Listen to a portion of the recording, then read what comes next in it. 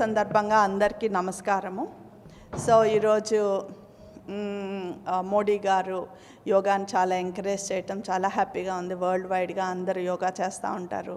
నేను కూడా నా చిన్నప్పటి నుంచి నేను యోగా చేస్తాను. దాంతో పీస్ ఆఫ్ మైండ్, దాంతో మొత్తం బాడీ స్ట్రెచ్చింగ్, ఇవన్నీ చాలా ఇంపార్టెంట్ ప్రతి డాన్సర్కి. So dance and yoga they both are sisters. ఎందుకంటే మా డాన్స్లో ప్రతిదీ యోగా మూమెంట్స్ ఉంటాయి కాబట్టి.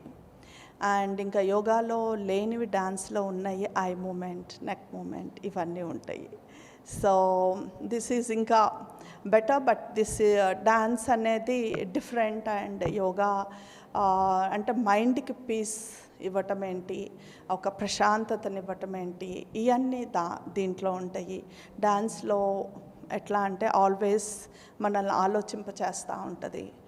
అండ్ అది ఫుల్ బాడీకి, ఈ రెండు కూడా ఫుల్ బాడీకి మంచి ఎక్సర్సైజెస్. అండ్ పిల్లలు ఇవాళ రేపు చాలా స్ట్రెస్ ఫీల్ అవుతున్నారు ఈ చదువుతోటి.